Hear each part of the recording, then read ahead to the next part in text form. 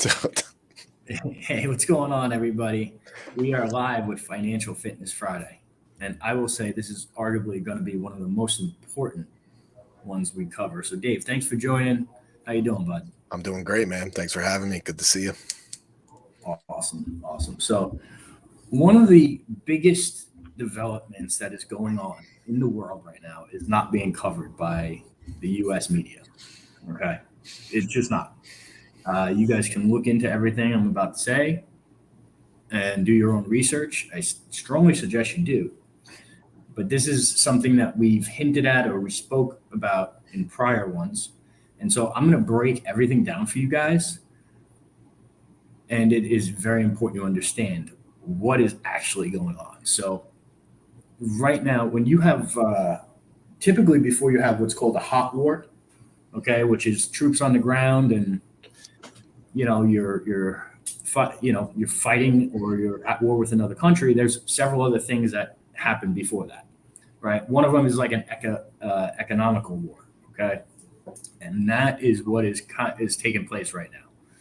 So if you look into BRICS and what is BRICS, it's Brazil, Russia, India, China. There's a whole bunch of other countries that have joined the BRICS pact. Okay, kind of like NATO, but for our enemies. Okay, and I'm not saying these countries are our enemies. I'm saying that these countries, especially China, they are trying to hurt the United States. Okay, and so if you go back, the dollar has been the world reserve currency. Most, or if not all of us, have been alive, right? Which means international trade is settled in dollars. And why is that so important? Well, that's important because that creates a lot of demand for dollars. Okay. When our dollar was backed by gold, we didn't have the inflation that we have. And when we took it off the gold standard, I believe that was, I got to look that up. I'll get back to you guys, but we took it off the gold standard a long time ago.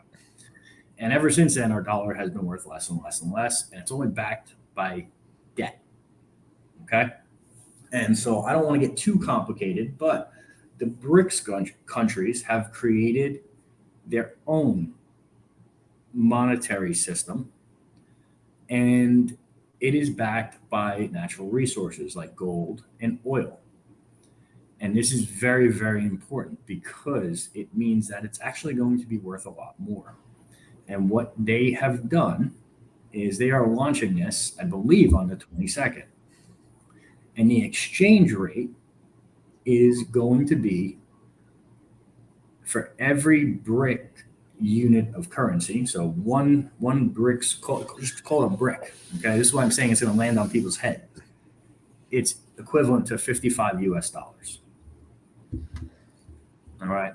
So just think about the discrepancy there, and think about how much less our money could be potentially worth. And so this is the economic warfare part of this. All right, Dave, is everything that I've said clear so far? Because I want you to ask questions because sometimes I get very, very high level on this stuff.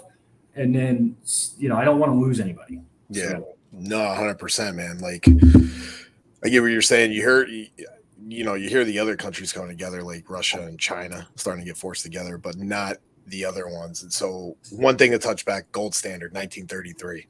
yes. Um, but the BRICS. So, two questions that come to mind right away: is this in response to all the foolery of the World Economic Forum? Right. Number one. Number two, how much of those countries that are part of that and or people are because of the digital currency that they're trying to wrap out as well? That's very hard to say, right? So we're doing something with the Fed now system, okay, to settle international trade faster. All right. Yeah. That's so we are trying to combat that. However, as this is going on, our dollar is still not backed by anything. Right. So the Fed now system, it won't make a difference essentially. And what is happening is, yeah, they could have this currency, but as soon as they start trading, and settling everything between the BRICS countries in their currency, Mm-hmm. demand for US dollars, demand for treasuries goes and plummets. Mm-hmm. Okay. And it's just supply and demand. If demand is plummeting and supply is very, very high, which it is, it's an all time high, and we printed more dollars than anybody else. Okay. We've printed so much.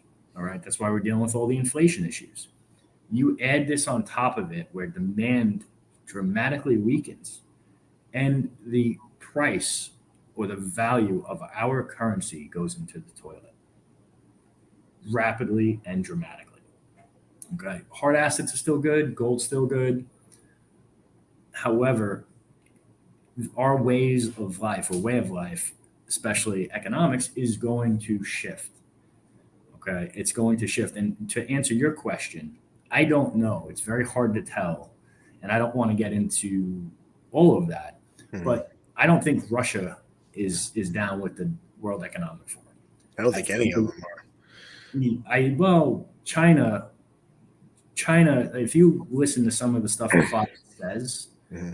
all right, who is the head of the World Economic Forum, he speaks very, very highly of Xi Jinping.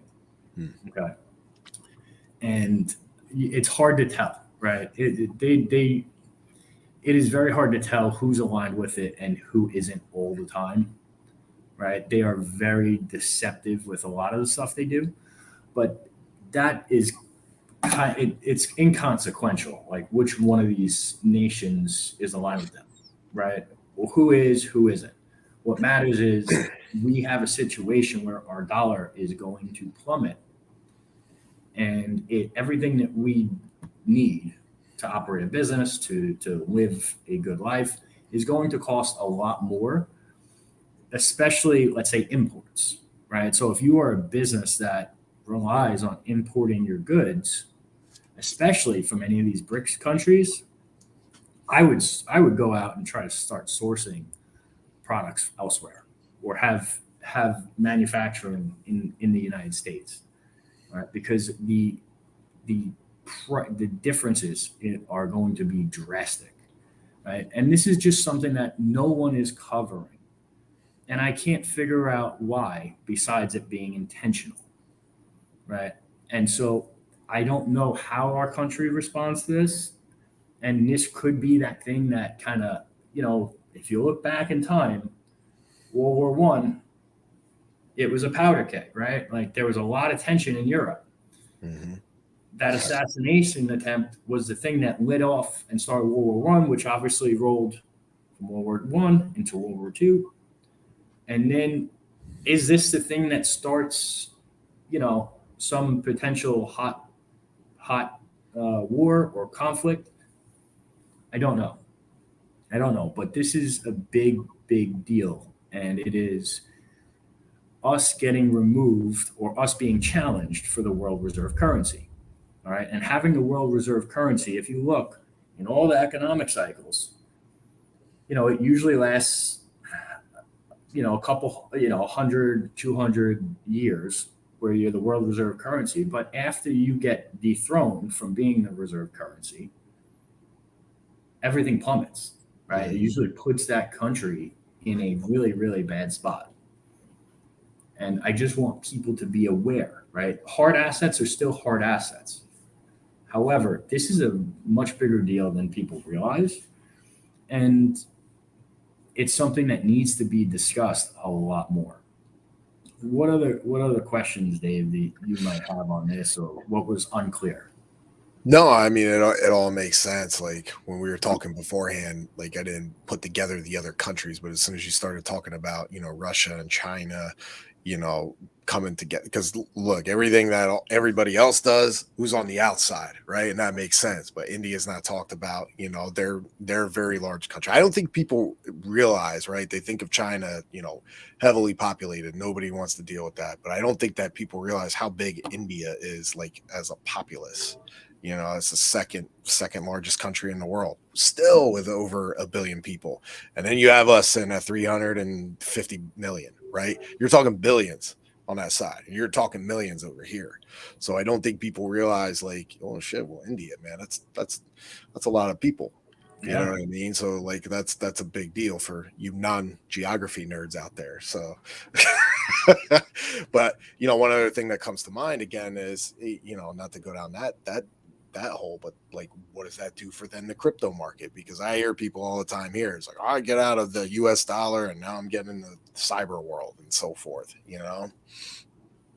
It's, I don't want to speculate. I would assume that the, you know, the main cryptocurrencies would rise, especially in relation to the dollar, right? But that's neither here nor there. Could that happen? Absolutely. Will it happen?